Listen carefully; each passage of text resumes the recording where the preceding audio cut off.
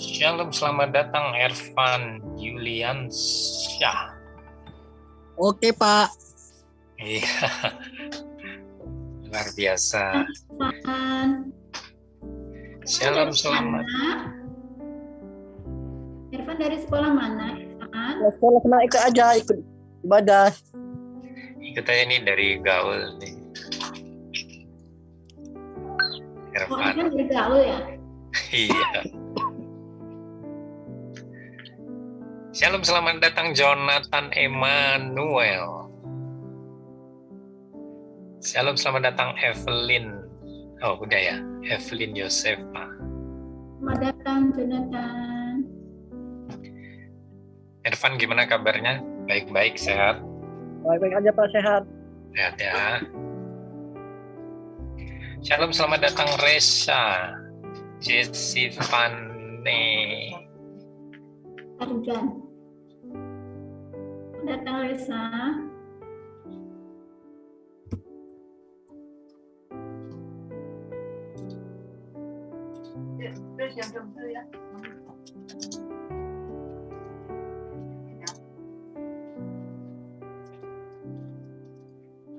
Datang William. William Fernando Simanjunta. Datang Evans, Jonathan Manumpa.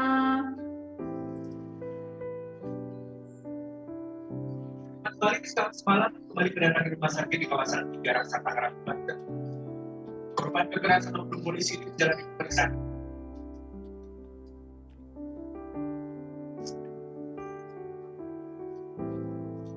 Selamat datang Stephanie. Shalom, selamat datang semuanya. Stephanie.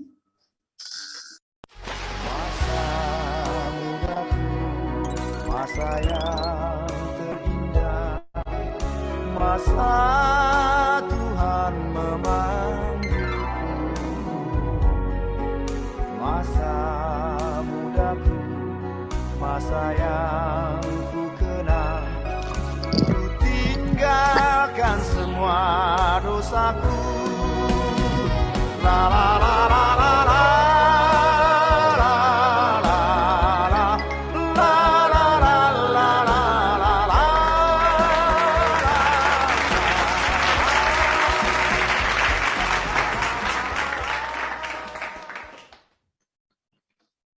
Shalom, selamat siang para siswa-siswi dari berbagai daerah.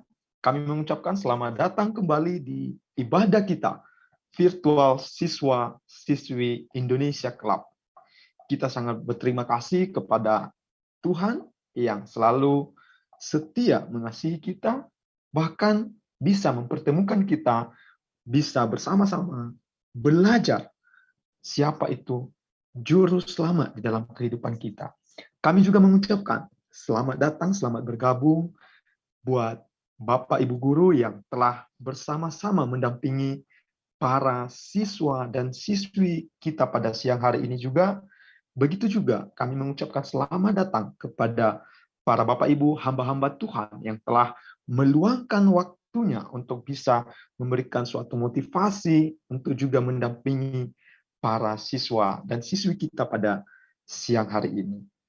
Para siswa dan siswi, untuk memulai acara kita pada siang hari ini, saya mau mempersilahkan Ibu Merisa Ang, apakah ada di dalam Zoom untuk memimpin kita di dalam doa pembukaan. Ya, sepertinya. Ada Ibu Marisa. Apakah ada? Belum ada. Oke, baik. Untuk membuka ibadah VCC kita pada siang hari ini, saya akan mempersilahkan Ibu Rani untuk memimpin kita di dalam doa pembukaan. Kepada Ibu, kami persilahkan. Terima kasih. Mari kita berdoa ya. Tuhan, terima kasih untuk siang ini kami boleh bergabung bersama di dalam acara VCC. Terima kasih untuk JLFA yang memberi fasilitas ini sehingga kami boleh belajar sama-sama tentang firman Tuhan dan juga mengenal teman-teman kami dari Batam, dari Kalimantan, dan dari Medan juga. Terima kasih Tuhan. Kami semua berdoa Tuhan agar kami boleh mendengarkan firman Tuhan hari ini. Tuhan, buka mata rohani kami agar kami mengerti kebenaran firman-Mu. Terima kasih Tuhan. Berkati Pak Jo juga yang akan menyampaikan firman-Mu, sehingga firman itu boleh kami mengerti dengan benar juga. Terima kasih Tuhan, kami siap untuk mendengarkan firman-Mu dan bersama-sama dengan teman yang lain boleh saling mengenal satu sama lain. Dalam nama Tuhan Yesus kami berdoa. Amin. Amin. Terima kasih Ibu Rani untuk doanya. Para siswa dan siswi yang dikasihi oleh Tuhan mungkin bertanya-tanya, apa sih sebenarnya ya visi dan misi daripada ibadah virtual siswa-siswi Indonesia ini? Untuk lebih jelasnya kita akan mempersilahkan Bapak Pendeta Jonathan Edwards. Kepada Bapak kami persilahkan. Ya, terima kasih Pak Heri. Sekali lagi saya ucapkan shalom dan selamat datang para sisi, yaitu para siswa-siswi Indonesia yang dikasihi oleh Tuhan Yesus. Senang sekali kalau kita bisa berjumpa kembali di dalam ibadah VCC Club pada siang hari ini. Nah, saya akan menjelaskan apa itu VCC Club dan yang menjadi visi dan misinya ya. Nah, jadi VCC Club adalah sebuah wadah di mana kita bisa berkumpul secara virtual setiap hari Jumat jam 12 siang. Ini merupakan ibadah khusus untuk siswa-siswi SMP, SMA, dan yang sederajat. Nah, VCC Club ini diselenggarakan oleh Gospel Light for Indonesia, yaitu sebuah lembaga pelayanan interdenominasi. Jadi GLFI ini bukan gereja, tetapi lembaga pelayanan interdenominasi yang menjalin kerjasama dengan banyak gereja, banyak lembaga-lembaga Kristen. Nah, GLFI secara rutin menyelenggarakan berbagai macam kegiatan, salah satunya ibadah VCC Club ini. Nah, VCC Club diadakan setiap Jumat jam 12 siang, yang memiliki visi, yaitu yang pertama, visinya adalah menjadi komunitas siswa-siswi Kristen yang berakar, bertumbuh, dan berbuah di masa muda. Nah, lalu misinya ada 3S, yaitu yang pertama, saling mengenal di antara siswa-siswi Kristen di Indonesia. Yang kedua, saling membangun iman untuk menghadapi tantangan anak muda. Yang ketiga, saling mendorong untuk menjadi saksi Kristus di tengah-tengah dunia siswa. Ya, demikianlah visi dan misi dari VCC Club. Dan selamat mengikuti ibadah pada siang hari ini. Tuhan Yesus memberkati kita semua. Waktu saya kembalikan kepada Pak Heri. Terima kasih. Ya, terima kasih sekali lagi Bapak Pendeta Jonathan. Nah, para siswa dan siswi yang dikasihi oleh Tuhan, mari kita mempersiapkan hati dan pikiran kita untuk mendengarkan kebenaran daripada firman Tuhan yang akan nanti disampaikan oleh hambanya Bapak Pendeta Jonathan Edwards. Namun sebelum itu, mari kita mengangkat satu lagu pujian yang berjudul Nyanyi dan Bersoraklah.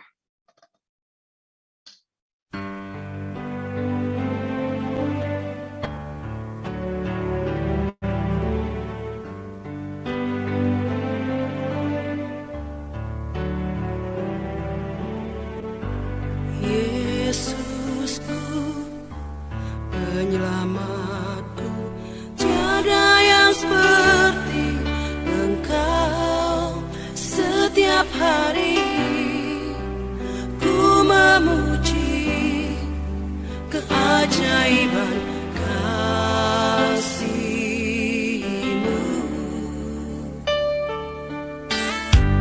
Hentimu pelindung, menara kekuatan.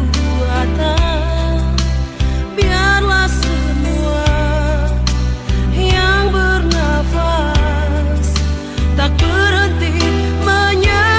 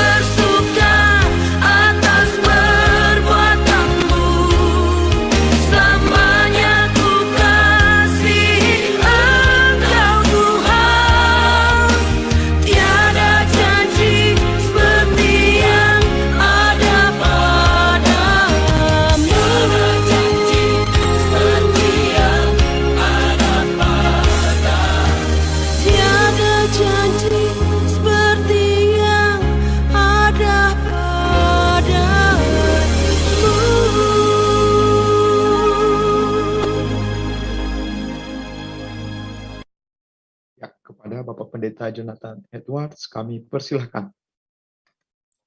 Ya, terima kasih Pak Heri. Baik, para sisi yang dikasih oleh Tuhan, sebelum kita mendengarkan kebenaran firman Tuhan, mari sekali lagi kita berdoa, mohon pimpinan penyertaan Roh Kudus. Bapak yang baik, kami bersyukur untuk siang hari ini, kami dapat berkumpul walaupun singkat, hanya kurang lebih 1 jam, namun kami ingin sungguh-sungguh mengarahkan hati dan pandangan kami kepada Kristus, dan kami mau sama-sama belajar kebenaran firman Tuhan. Roh Kudus, pimpin hamba-Mu yang menyampaikan kebenaran firman Tuhan, biarlah apa yang keluar dari mulut bibir hamba-Mu itu hanya berasal dari Engkau saja. Terima kasih juga Bapak untuk seluruh siswa-siswi beserta para guru pendamping yang sudah hadir, biarlah mereka semua dan kami semua terberkati siang hari ini. Di dalam nama Tuhan Yesus, kami siap mendengarkan firman Tuhan. Amin. Ya baik, para sisi yang dikasih oleh Tuhan, pada siang hari ini kita akan sama-sama belajar tentang iman yang benar yang menyelamatkan. Ya, nah seperti apa iman yang benar yang menyelamatkan? Nah, saya akan coba share screen di sini. Kita akan belajar dari sebuah perikop. Yang sebelumnya pertama-tama suara saya jelas dengar, Bang Heri? Jelas, Sangat Pak. jelas, Pak. Jelas, baik, terima kasih. Screen-nya juga sudah nampak ya. Nanti kita akan sama-sama melihat sebuah perikop di dalam Lukas 18 ayat 9 sampai 14, di mana kita sudah familiar ya dengan perikop ini, perumpamaan tentang orang Farisi dengan pemungut cukai. Tapi sebelumnya kita akan review dulu apa yang sudah kita sama-sama belajar di hari Jumat yang lalu. Ya, siapa yang masih ingat? Apakah kekristenan itu bagi saudara? Ya. Nah, kalau yang hadir Jumat lalu pasti sudah sama-sama tahu dan belajar bahwa ada banyak orang itu yang mengatakan bahwa kekristenan itu sebagai religion, agama. Kemudian ada juga yang mengatakan kekristenan itu bicara tentang peraturan-peraturan atau rules. Sebagian mengatakan bahwa kekristenan itu merupakan sebuah ritual, ya, acara-acara keagamaan. Nah, apakah ada yang salah dengan religion, rules, rituals? Tidak ada yang salah dengan ketiga R tersebut, tetapi kekristenan yang sejati adalah berbicara tentang relationship atau hubungan, ya. Nah, hubungan dengan siapa? Nah, kita lihat dulu. Kekristenan yang sejati bukanlah agama mati yang penuh dengan peraturan dan ritual, tetapi kekristenan yang sejati adalah hubungan yang mengubahkan hidup dengan Yesus Kristus. Haleluya. Itulah review kita untuk tema minggu yang lalu, ya, mengenai kekristenan yang sejati. Nah, sekarang kita akan sama-sama belajar tentang iman yang benar dan yang menyelamatkan. Nah, mari kita sama-sama melihat perikop tadi. Kita bisa baca saja di sini, di HP kita masing-masing, karena saya share screen ayat Alkitab, ya. Nah, Lukas, sekali lagi Lukas, ya, pasal yang ke-9, kita mulai ayat yang sebentar, Lukas pasal yang ke-18 ayat 9 sampai 14, ya. Kita lihat saja di sini. Dan kepada beberapa orang yang menganggap dirinya benar dan memandang rendah semua orang lain, Yesus mengatakan perumpamaan ini. Ada dua orang. Ya, Bu? Nggak terlihat tuh ayatnya. Oh, nggak terlihat ya? Ini saya sudah share, nggak kelihatan ya? Sebentar. Ya, mohon maaf ya, saya karena juga lagi belajar. Lagi belajar share screen. Oke, sekarang bagaimana? Terlihat? Ya, Terlihat. Pak. Terlihat? Iya, mantap, Pak. Oke, ya, terima kasih Bu Rosa. Ya, baik. Saya bacakan ya. Dan kepada beberapa orang yang menganggap dirinya benar dan memandang rendah semua orang lain, Yesus mengatakan perumpamaan ini. Ada dua orang pergi ke bait Allah untuk berdoa. Yang seorang adalah Farisi dan yang lain pemungut cukai. Ya.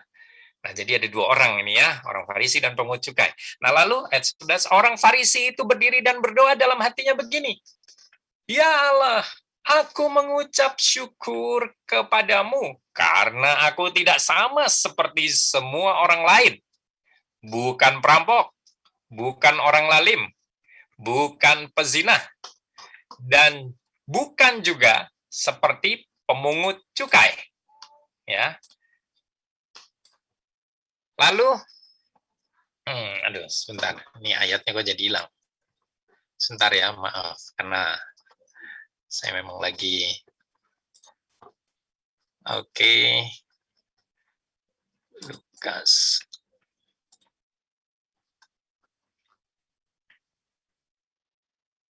Udah, saya baca aja di Alkitab ya, daripada saya masih membagikannya kurang lancar. Ya, saya ulang ya, Lukas pasal yang ke-18.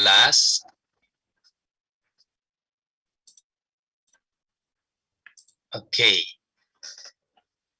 Dah. Masih terlihat di sini? Oke, saya lanjut ya. Minta maaf karena ketidaknyamanan ini.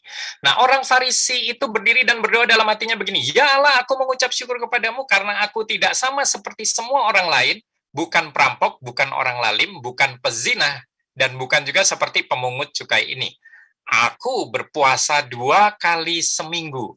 Aku memberikan 1/10 dari segala penghasilanku.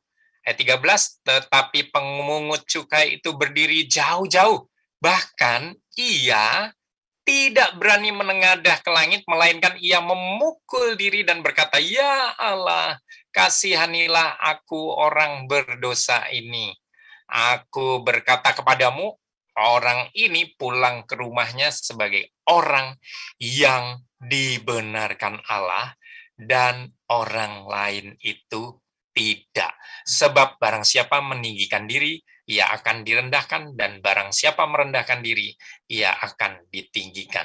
Nah, para siswa yang dikasih Tuhan, ada 2 orang, yaitu yang pertama orang Farisi, di mana orang Farisi ini masuk di dalam golongan yang dikatakan menganggap dirinya benar.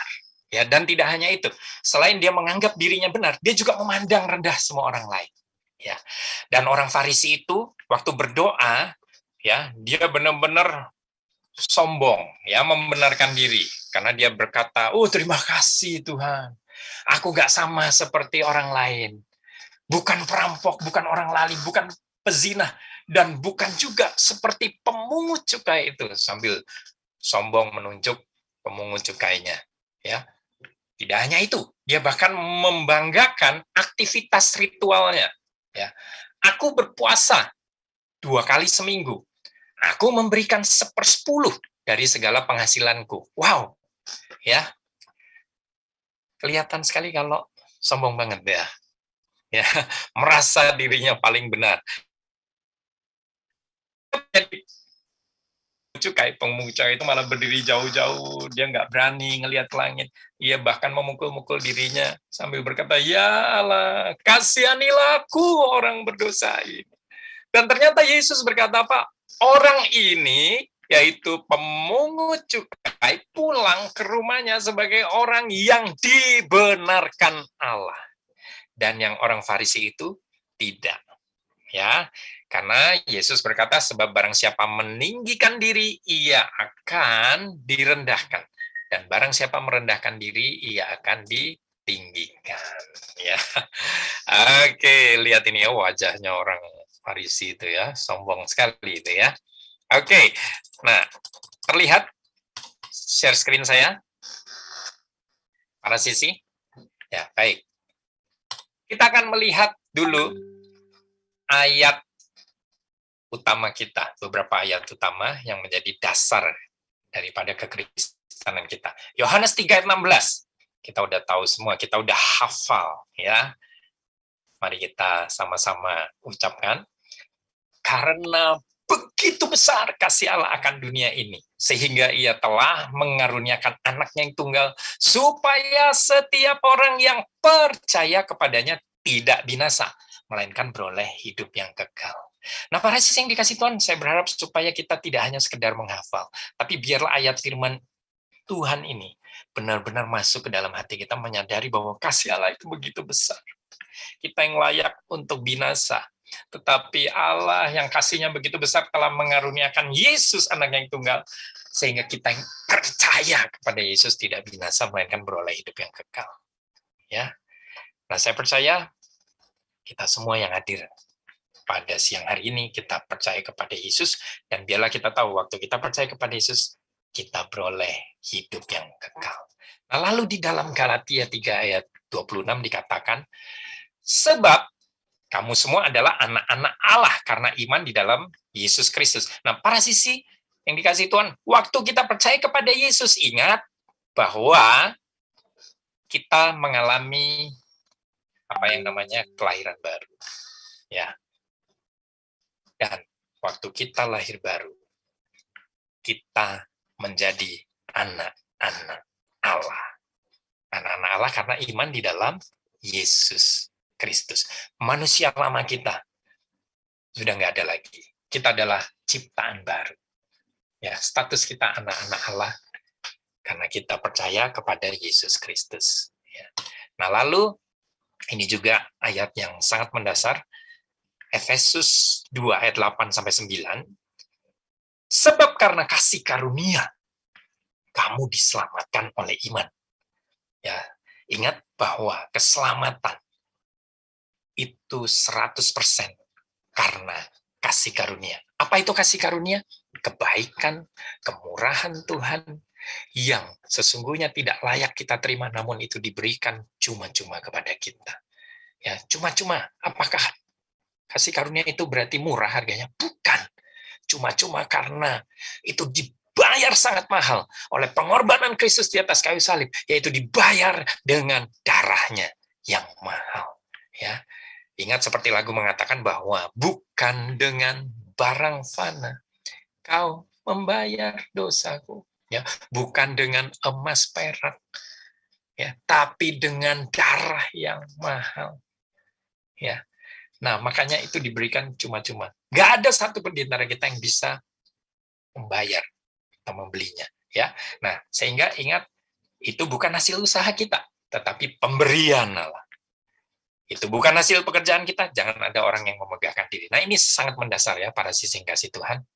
Ingat bahwa keselamatan adalah kasih karunia kita terima melalui iman, yaitu percaya. Hanya percaya kepada Yesus sebagai satu-satunya Tuhan dan Juru Selamat. Ya, baik. Lalu, apa itu iman yang benar yang menyelamatkan? Nah, waktu kita melihat perikop tadi di dalam Lukas 18 ayat 14, itu akhirnya Yesus berkata ya bahwa orang ini yaitu pemungut cukai pulang ke rumahnya sebagai orang yang dibenarkan Allah, dan orang lain itu atau orang Farisi tadi itu tidak. Sebab barang siapa meninggikan diri, ia akan direndahkan, dan barang siapa merendahkan diri, ia akan ditinggikan. Ya. Nah, ingat apa yang dilakukan oleh orang Farisi itu, dia mengandalkan upayanya sendiri, usahanya sendiri.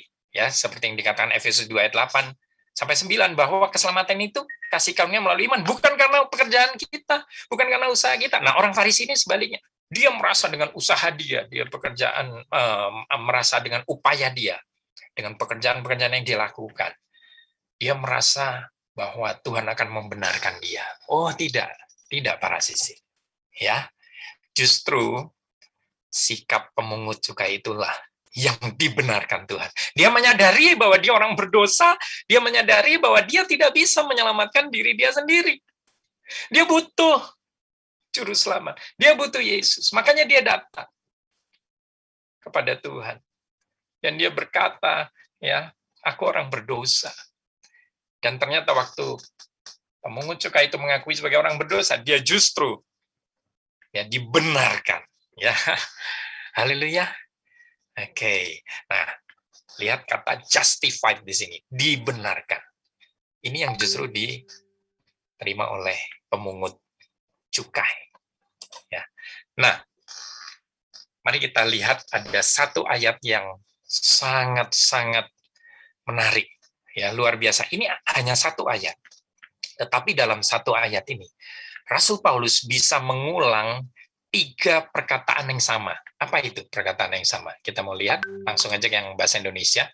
Nah, dikatakan ya, kamu tahu bahwa tidak seorang pun yang dibenarkan oleh karena melakukan hukum Taurat, tetapi hanya oleh karena iman dalam Kristus Yesus. Ini yang pertama, ya. Nah, terus selanjutnya dikatakan, sebab itu kami pun telah percaya kepada Kristus Yesus, supaya kami, nah diulang lagi, dibenarkan oleh karena iman dalam Kristus, dan bukan oleh karena melakukan hukum Taurat. Nah, ini yang kedua. Yang ketiga, dipertegas lagi sama Rasul Paulus. Sebab tidak ada seorang pun yang dibenarkan oleh karena melakukan hukum Taurat. Wow, satu ayat ya dipertegas 3 kali. Ya, yang pertama dikatakan Rasul Paulus bahwa tidak seorang pun yang dibenarkan karena melakukan hukum Taurat. Nggak ada di antara kita yang bisa dibenarkan. Saya terjemahkan dengan bahasa sederhana ya. Melakukan hukum Taurat itu artinya nggak ada seorang pun yang dibenarkan oleh karena kita melakukan. Ya, itu nggak akan pernah cukup dan nggak bisa untuk membenarkan kita. Kita dibenarkan hanya oleh karena iman dalam Kristus Yesus. Nah, lalu mungkin bertanya, lah hukum Taurat itu apakah jadi salah? Bukan, enggak. Hukum Taurat itu baik, hukum Taurat itu benar, hukum Taurat itu kudus, hukum Taurat itu sempurna. Tetapi hukum Taurat tidak dapat menguduskan kita, tidak dapat menyempurnakan kita, karena justru melalui hukum Taurat kita mengenal dosa. Ya, karena hukum Taurat kan isinya banyak aturan-aturan ya. Aturan-aturan di mana makin banyak peraturan, justru makin banyak kemungkinan kita melanggar, betul nggak? Dan Yakobus berkata bahwa kalau kita melanggar salah satu perintah dari hukum Taurat itu jumlah seluruh perintahnya total ada 613 perintah dan aturan, di mana kalau kita melanggar satu saja, kita bersalah terhadap semuanya. Sehingga nggak ada yang sanggup untuk melakukan hukum Taurat secara sempurna. Ya, sekali lagi hukum Taurat baik dan benar, tapi itu bukan digunakan diselamatkan. Dan itu diulang sampai 3 kali. Yang kedua, dikatakan bahwa supaya kami dibenarkan oleh iman dalam Kristus dan bukan oleh karena melakukan hukum Taurat. Yang ketiga, dipertegas lagi, nggak ada seorang pun yang dibenarkan oleh karena melakukan hukum Taurat. Oke, ya, hanya iman di dalam Kristus Yesus. Nah, pada saat kita beriman di dalam Kristus Yesus, barulah kita menghasilkan ya perbuatan-perbuatan kebenaran. Saat kita dibenarkan oleh darah Yesus, Kristus tinggal di dalam kita, yaitu pada saat kita percaya kepada Dia sebagai Tuhan dan Juru Selamat, maka Dia yang bertahta di hati kita, dan karena Yesus yang bertahta di hati kita, Yesuslah yang mengeluarkan perbuatan-perbuatan kebenaran itu melalui kita. Bisa kasih Tuhan, ya. Ya, oke. Nah, makanya ya dikatakan bahwa pemungut cukai ini pulang ke rumah sebagai orang yang dibenarkan. Ya, orang Farisi itu justru enggak. Nah, kita akan lihat lebih lanjut. Nah, kalau ada iman yang benar yang menyelamatkan, berarti ada dong iman yang tidak menyelamatkan. Ya. Nah, kita mau sama-sama lihat bahwa iman yang benar yang menyelamatkan itu bukanlah sebagai berikut ini. Ya, kita akan lihat. Iman yang benar yang menyelamatkan itu bukanlah yang pertama. Percaya tentang Tuhan. Oh, kok bisa, Pak? Ya. Kalau kita hanya sekedar percaya tentang Tuhan, orang-orang di muka bumi ini semua percaya tentang Tuhan. Ya, bahkan dikatakan di Yakobus 2 ayat 19, engkau percaya bahwa hanya ada satu Allah saja, itu baik. Tetapi setan-setan pun juga percaya akan hal itu dan mereka gemetar.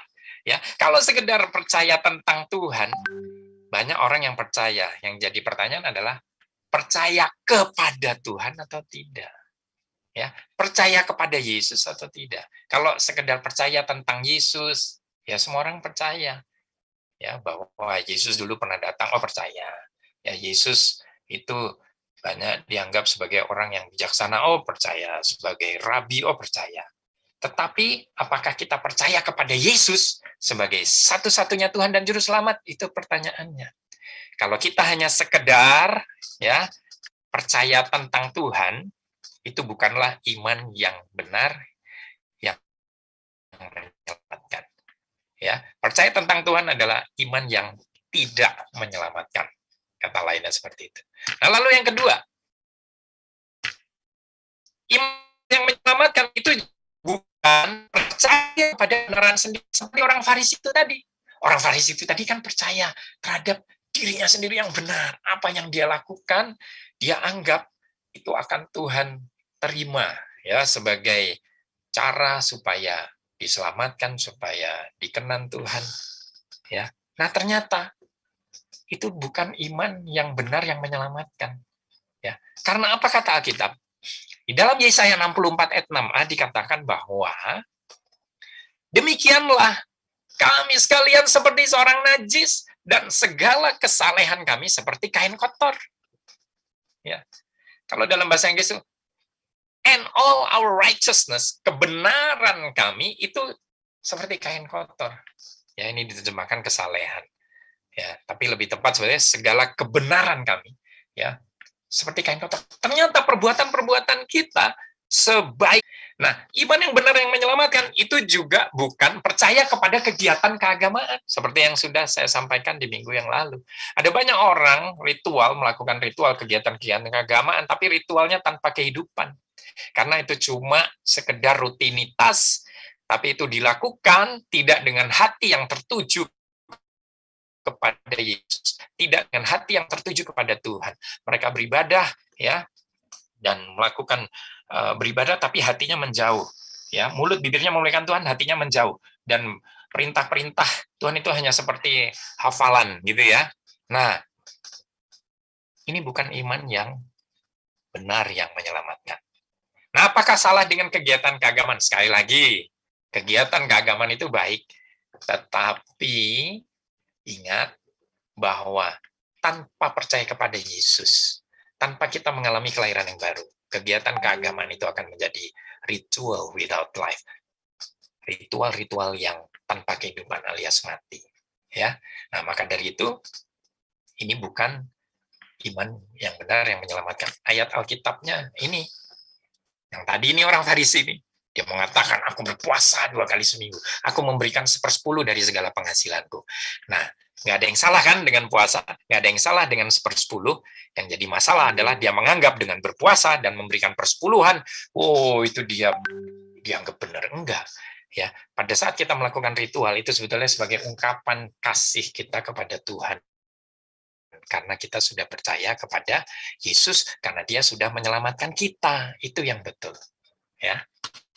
Nah, lalu selanjutnya, iman yang benar yang menyelamatkan itu juga bukan percaya kepada Tuhan hanya sekedar untuk memenuhi kebutuhan jasmani. Itu bukan iman yang menyelamatkan. Ya, Tuhan menolong kita di dalam memenuhi setiap kebutuhan jasmani kita, karena Yesus juga mengatakan kan ya, jangan khawatir apa yang kamu makan, kamu minum, kamu pakai. Nah, tetapi pada saat kita berbicara iman yang menyelamatkan, itu kita bukan mempercayai Tuhan hanya sebagai Tuhan yang memenuhi kebutuhan jasmani. Tidak. Ya. Nah, dikatakan ya di dalam Yakobus 4 ayat 3, itu kan kamu berdoa juga, tetapi kamu tidak menerima apa-apa. Karena kamu salah berdoa. Sebab yang kamu minta itu hendak kamu habiskan untuk memuaskan hawa nafsumu. Nah, banyak orang itu yang percaya kepada Yesus supaya apa? Supaya usaha diberkati, gitu ya, sering dengar ya. Percaya kepada Yesus supaya tokonya laris. Lah, ini Yesus kok dianggap jadi kayak pesugihan, gitu ya. Enggak, saudara. Enggak, para sisi, enggak sih Tuhan ya. Yesus adalah Tuhan dan Juru Selamat kita. Kita butuh Yesus karena kita orang berdosa yang layak untuk binasa. Kita butuh Juru Selamat yang menyelamatkan kita dari kebinasaan. Ya, sehingga waktu kita hanya percaya Yesus tujuannya supaya kita mengalami berkat jasmani, saya pikir nggak perlu Yesus ya. Orang yang nggak percaya Yesus juga yang kaya raya banyak kok. Ya, seperti itu ya. Nah, jadi ini bukanlah iman yang menyelamatkan. Oke, jadi iman yang benar yang menyelamatkan itu bukan percaya tentang Tuhan, bukan percaya kepada kebenaran diri sendiri, bukan percaya kepada kegiatan keagamaan, bukan percaya kepada Tuhan untuk kebutuhan jasmani. Lalu apa dong pertanyaannya? Iman yang benar yang menyelamatkan itu, lalu apa? Ya, iman yang benar yang menyelamatkan adalah bergantung pada Yesus saja untuk menyelamatkan saudara dan saya dari dosa-dosa. Itulah iman yang benar yang menyelamatkan. Sekali lagi, iman yang benar yang menyelamatkan adalah bergantung pada Yesus saja untuk menyelamatkan saudara dari dosa-dosa. Ya, ini adalah percaya. Ini artinya percaya hanya kepada Yesus. Hanya Dia yang menyelamatkan kita dari dosa-dosa. Inilah iman yang benar yang menyelamatkan. Amin. Ya. Iman yang benar yang menyelamatkan. Supaya kita bisa lebih memahami. Itu digambarkan, ini supaya mudah ya memahaminya. Digambarkan seperti segitiga sama sisi itu kan ada 3 sisi. Demikian juga iman yang benar yang menyelamatkan itu ada 3 sisi kebenarannya di sini. Yang pertama, sisi yang pertama adalah understanding, ya, atau pengertian. Ya, pengertian tentang apa ya? Kita pertama mengerti kita orang berdosa. Ya, nggak ada yang bisa menyelamatkan diri kita sendiri. Kita mengerti bahwa Yesus mati untuk mengampuni dosa saya, untuk menebus hidup kita, menghapus seluruh dosa kita, menyelamatkan kita semua yang percaya. Kita mengerti itu dulu. Ya. Nah, kemudian sisi yang kedua itu mencakup persetujuan. Jadi setelah kita mengerti, ya, mencakup pengertian, kemudian iman yang benar yang menyelamatkan, yang kedua harus ada persetujuan. Ya, setuju itu tadi. Bahwa kita adalah orang berdosa, ya. Bahwa Yesus datang untuk menyelamatkan kita, mengampuni kita, menghapus dosa kita, setuju. Nah, tetapi tidak berhenti sampai pada pengertian dan persetujuan saja. Kenapa? Karena kalau hanya mengerti dan setuju, tetapi kita tidak melakukan yang ketiga ini, yaitu kebergantungan, semuanya percuma. Nah, saya pakai ilustrasi biar gampang ya. Jadi, siapa yang pernah naik pesawat? Ya, saya ambil contoh pesawat aja. Misalnya saya sudah pesan tiket. Ya, naik pesawat dari Jakarta ke Medan. Saya udah dapat tiketnya. Ya, dan saya sudah berangkat ke airport. Nah, saya ngerti kalau saya udah punya tiket ini, saya udah bayar, saya naik pesawat itu, saya pasti sampai ke Medan. Saya ngerti dan saya setuju. Nah, bagaimana supaya itu terwujud? Ya, saya harus apa? Supaya sampai ke Medan, saya harus apa? Ya harus masuk ke pesawat itu. Saya nggak hanya sekedar, saya ngerti kok, ini pesawat ini, tiket ini yang saya pegang ini membawa saya ke Medan, saya setuju. Tapi giliran boarding, sampai nama kita dipanggil, terus saya nggak mau masuk, nggak mau masuk, gitu ya. Nah, kalau nggak mau masuk, sampai nggak? Ya nggak sampai. Loh, kenapa Pak nggak mau masuk? Ya, saya takut sih, takut jatuh, gitu ya. Ya, lah. Tapi Bapak ngerti kan? Kalau naik pesawat itu sampai kemana? Iya ngerti. Setuju kan Pak? Kalau pesawat ini membawa Bapak kemana? Iya ngerti. Lah ya naik dong Pak. Enggak lah, enggak naik. Nah, kalau misalnya kita tidak sampai mengambil keputusan untuk masuk ke dalam pesawat itu, maka percuma. Ya. Nah, sama kita ngerti Yesus ya, persetujuan, oh setuju Yesus datang mengampuni dosa kita. Tetapi waktu kita tidak percaya ya, menerima Yesus, mengizinkan Yesus masuk ke dalam hati kita, ya percuma. Kita berarti tidak bergantung sama Yesus. Kita masih ragu. Padahal iman yang benar yang menyelamatkan adalah bergantung sepenuhnya pada Yesus, percaya kepada Yesus sepenuhnya. Oke, ya, bisa dimengerti di sini. Ya, jadi iman yang benar yang menyelamatkan itu mencakup ada pengertian, persetujuan, dan kebergantungan yang penuh kepada Yesus saja. Ya. Nah, jadi iman yang benar yang menyelamatkan itu bergantung pada Yesus saja. Dan bukan bergantung pada Yesus ditambah sesuatu yang lain. Enggak. Ya, ada banyak orang Kristen ya yang masih berpikir bahwa bergantung pada Yesus ya nggak cukup dong. Saya harus juga bergantung pada sesuatu yang lain. Bergantung pada perbuatan saya, usaha saya, amal baik saya, ya, bergantung pada rajinnya saya beribadah, berdoa, ya. Sekali lagi nggak ada yang salah dengan ibadah, dengan berdoa, itu baik, ya. Tetapi bukan itu yang menyelamatkan kita.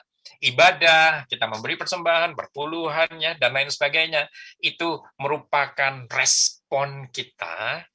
Karena kita bergantung sepenuhnya pada Yesus, maka kita akhirnya memiliki respon untuk beribadah. Kenapa? Kita bersyukur. Karena Yesus sudah menyelamatkan saya tanpa upaya saya, tanpa usaha saya. Saya hanya percaya, saya selamat. Wow, karena saya sudah diselamatkan, beroleh hidup yang kekal. Apa ungkapan syukur yang terbaik yang bisa kita lakukan? Ya bersyukur dengan beribadah, baca firman Tuhan, berdoa, bersyukur dengan melakukan pekerjaan-pekerjaan baik. Itu ungkapan syukur kita. Ya, tetapi perbuatan-perbuatan tersebut, ibadah, perbuatan baik, amal itu bukanlah sesuatu yang bisa menambahkan keselamatan itu sendiri. Ya, kalau untuk keselamatan itu hanya depending on Jesus alone. Amin. Ya. Nah, dengan kata lain, depending on Jesus plus nothing else. Ya, bukan plus something else, tapi plus nothing else. Haleluya. Yes. Nah, ini ada kisah, mungkin udah pada dengar ya. Ada seorang akrobat. Dia menyeberangi air terjun Niagara Falls dari ujung yang satu ke ujung yang lain. Nah, waktu dia menyeberang, itu kan pertunjukan yang sangat istimewa. Karena apa? Bikin deg-degan. Kalau dia kepleset sedikit aja, mati sudah. Ya. Nah, tetapi sang akrobat ini, ya, akrobat itu disebut apa ya? Akrobatik ya. Ya pokoknya sang pemain akrobat ini, dia nyebrang, ya, menggunakan tali baja yang dibentangkan seperti itu. Penonton deg-degan, ya. Tapi singkat kata akhirnya, ya, pemain akrobat ini bisa sampai di seberang satunya. Dan yang terjadi adalah penonton riuh bertepuk tangan. Wah, Anda memang hebat, luar biasa. Hebat, ya. Wah, saya bisa lihat itu. Dahsyat sekali. Nah, lalu sang pemain akrobat ini ngomong ke penonton. Baik, saya akan kembali menyeberang. Balik. Ya, saya akan nyebrang kembali ke tempat sebelumnya. Tapi kali ini saya akan menawarkan kepada Bapak Ibu sukarelawan, siapa yang mau ikut saya gendong. Saat itu juga sunyi senyap. Yang tadinya penonton riuh rendah tepuk tangan, sekarang penonton diam membisu. Dan nggak ada satupun yang mau ikut. Tetapi tiba-tiba ada seorang anak kecil yang mengatakan, saya ikut. Ya, nonton kaget. Wih, luar biasa ini anak, ini berani sekali. Ya, dengan polosnya, dengan beraninya anak kecil itu ikut, dan dia langsung digendong. Dan waktu menyeberang, tambah deg-degan. Karena sang pemain akrobat ini sekarang bawa anak kecil. Tapi singkat kata akhirnya sampai dengan selamat. Dan penonton lebih dahsyat lagi bertepuk tangan. Wow, luar biasa, hebat sekali. Tapi yang paling hebat adalah sebetulnya, wah, anak kecil itu berani sekali. Nah, terus kemudian apa yang pemain akrobat itu katakan? Ketahuilah Bapak Ibu bahwa anak kecil yang saya bawa ini adalah anak kandung saya sendiri. Ya. Nah, jadi ya, anak kecil ini ikut karena dia percaya kepada bapaknya.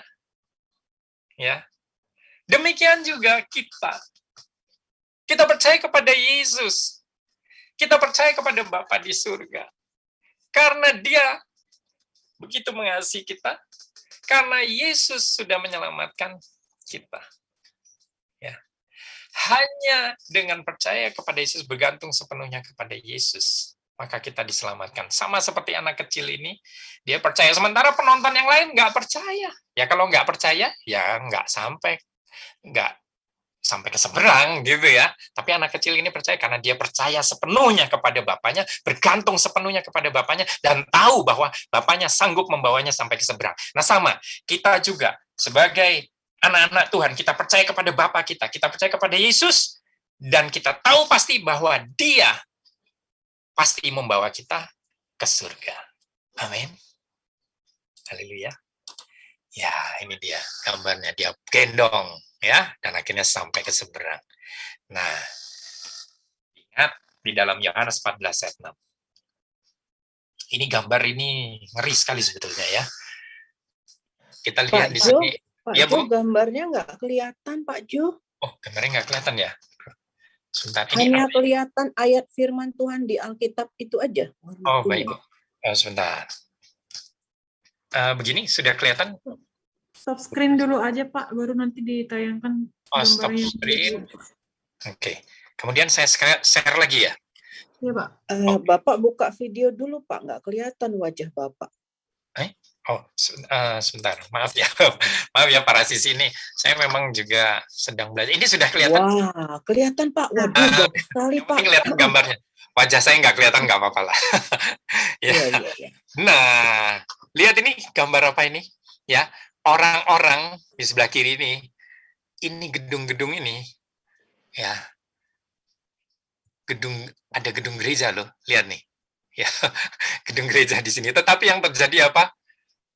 Mereka malah kalau terus berjalan itu masuk ke jurang. Ya. Nah, saya tidak mengatakan bahwa terus nggak ke gereja. Bukannya sekali lagi memahami bahwa ibadah di gereja itu sangat baik, namun kita harus pertama kali mengalami perjumpaan dengan Kristus, yaitu percaya kepada Yesus sebagai satu-satunya Tuhan dan Juru Selamat, sehingga kita menjadi rindu untuk datang beribadah, dan ritual kita adalah ritual yang hidup. Nah, sementara di gambar ini orang-orang yang istilahnya dia hanya mungkin menjalankan rutinitas seperti itu, ya, sehingga akhirnya dia malah nyemplungnya ke neraka. Nah, sebetulnya yang dibutuhkan adalah, ini gambar apa nih? Salib. Yesus, hanya Yesuslah jalan dan kebenaran dan hidup. Oleh pengorbanan Kristus di atas kayu salib, Dia telah menjadi jalan bagi kita untuk sampai kepada Bapa, untuk bisa menuju surga mulia. Amin, ya. Sehingga Yohanes 14 ayat 6 dikatakan, akulah jalan dan kebenaran dan hidup. Ingat ya, I am the way, hanya Yesus jalan. I am the truth, akulah kebenaran. I am the life, akulah kehidupan, hidup. No one, tidak ada seorang pun yang datang kepada Bapa kalau tidak melalui aku. Jadi hanya melalui Yesus, ya, melalui salib ini kita sampai kepada Bapa. Kita datang kepada Bapa. Lihat ini di sini, ini gambaran. Ya, ini ilustrasi ya. Kira-kira ini surga yang mulia seperti itu. Amin. Nah, pertanyaannya untuk para sisi semua. Sudahkah para sisi saat ini benar-benar percaya kepada Yesus sebagai satu-satunya Tuhan dan Juru Selamat? Kalau para sisi mengikuti sesi-sesi sebelumnya, 3 sesi dari Bu Roska, 1 sesi saya sebelum ini, saya percaya bahwa para sisi sudah mengambil keputusan untuk percaya kepada Yesus, menerima Dia sebagai Tuhan dan Juru Selamat. Dan biarlah para sisi mengerti bahwa hanya dengan percaya dan bergantung sepenuhnya kepada Yesus sebagai Tuhan dan Juru Selamat, maka kita diselamatkan dari dosa-dosa kita. Yesus plus nothing. Hanya Yesus. Christ is enough. Amin. Tuhan Yesus memberkati kita semua. Mari kita berdoa. Bapak yang baik, terima kasih untuk memberitakan firman Tuhan siang hari ini. Waktu kami memang singkat, Bapak, tapi biarlah melalui ibadah siang hari ini, para sisi dipimpin oleh Roh Kudus untuk mengerti seluruh kebenaran. Karena hambamu terbatas dalam menyampaikan kebenaran, tapi Roh Kudus tidak terbatas. Kau yang terus menyertai, menumbuh kembangan mereka, mereka bertumbuh dalam kasih karunia dan dalam pengenalan akan Kristus. Terima kasih Bapak, dalam nama Tuhan Yesus kami berdoa dan mengucap syukur. Amin. Tuhan Yesus memberkati kita semua. Ya, waktu saya kembalikan kepada Bang Heri, ini kelihatannya waktunya juga sudah tepat sekali ya. Mungkin kalau untuk tanya jawab, mungkin kurang gitu. Ya, silakan Bang Heri.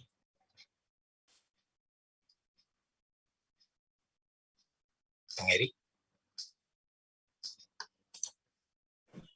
Wow, Pak Jo, benar juga ya Pak Jo ya. Dulu Bu Roska juga pikir Pak Jo ke surga itu harus jadi anak baik, anak sopan, nggak boleh curi, nggak boleh bohong. Pokoknya saya tuh harus baik 100%. Rupanya kebaikan kita di mata Tuhan itu tetap dosa ya. Iya, seperti kain kotor tadi Ibu kata Yesus. Makanya Tuhan Yesus yang bilang, aku yang jalan ya, aku yang benar. Iya. Lewat aku gitu ya. Waduh, saya juga jadi senang loh Pak Jo. Dulu itu akhirnya saya ngerti Pak Jo. Rupanya mau ke surga itu kita hanya percaya Yesus. Yes, nah, betul beraskan. Percaya Yesus, kita punya Yesus. Baru kita berbuat baik itu semuanya dapat kita hadiah di surga ya.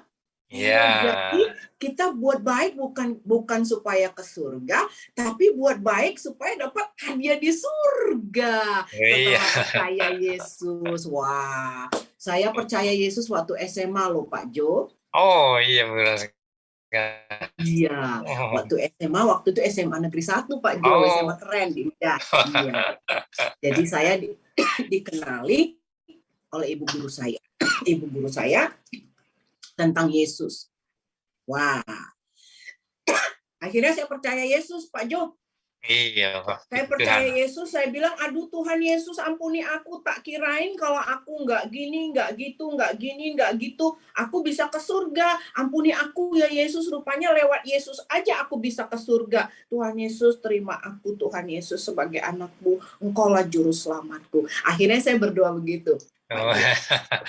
Iya luar biasa berasa ya. Indah saya sekali berubah, ya. Aduh, jadi anak SMA yang ceria. Ya, akhirnya saya terus berbuat baik loh Pak Jo. Terus berbuat baik. Malah double baik lagi karena Yesus di hati saya. Wah. Terima kasih loh Pak Jo. Mana Bang Heri kita Pak Jo? Oh iya. Oke. Iya. Ya kelihatan ini waktunya sudah habis ini karena tadi ya memang mau saya cepetin, tapi ya memang nggak bisa dicepetin gitu juga. Menurut saya nggak bisa cepet-cepet juga tadi. Ya semoga apa yang sudah disampaikan ini para sisi jelas ya. Nanti bisa ditanyakan lah Jumat depan. Nggak apa-apa, tiap Jumat kan kita ketemu ya. Oke, silakan Bang Heri.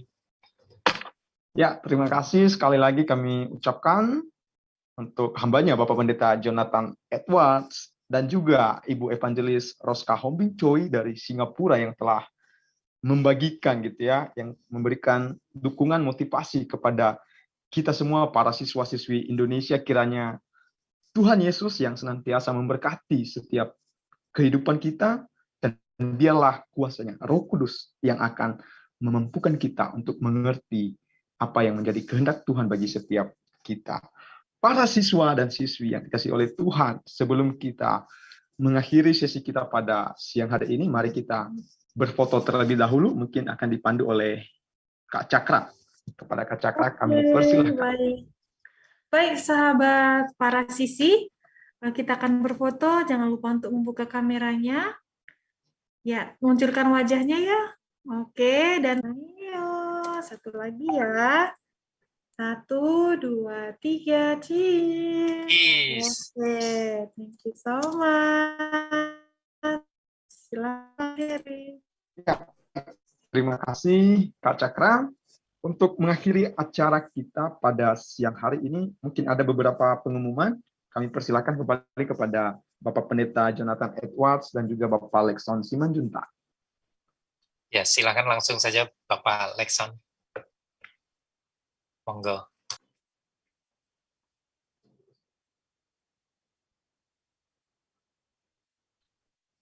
Oke, baik. Sedikit saja ya pengumumannya ya. Di antaranya yaitu sore ini ada kelas bahasa Inggris. Jadi bagi para sisi yang ingin melatih, kemudian nanti malam ada Zoom prayer time, dan hari Minggu ada ibadah bahasa Inggris jam 4 sore. Mungkin itu saja sebagai pengumuman. Oh ya, mungkin untuk nomor-nomor handphone ya, nomor HP, supaya tidak ketinggalan info dari kegiatan-kegiatan kita ya, baik itu dari Gospel Light for Indonesia ataupun Gaul Community ataupun dari VCC Club ini. Mungkin bisa mengirimkan nomor teleponnya ke Pak Heri yang ada di sini, atau Pak Leo, ya, atau ke Ibu Rani. Ya, bisa dikirimkan langsung saja ke sana, mungkin supaya jangan terlalu banyak di kolom chatnya ke everyone. Oke, mungkin itu saja dari saya. Silakan Pak Jo. Ya, waktu saya kembalikan ke Bang Heri. Ya, baik. Terima kasih Pak Lexon atas pengumumannya. Nah, jadi itu tadi ya pengumumannya. Silakan bergabung, silakan ikut di acara-acara yang kita selenggarakan di minggu ini. Para siswa-siswi yang dikasihi oleh Tuhan, mari kita mengakhiri ibadah VCC Club kita. Untuk doa penutup dan doa berkat, kami mempersilahkan kembali Bapak Pendeta Jonathan Edwards. Kepada Bapak, dipersilakan. Baik, para sisi yang dikasih Tuhan, mari kita berdoa. Bapa yang baik, kami bersyukur untuk siang hari ini. Sekali lagi, biarlah para sisi yang Kau kasihi terus bertumbuh di dalam kasih kami dan dalam pengenalan akan Kristus.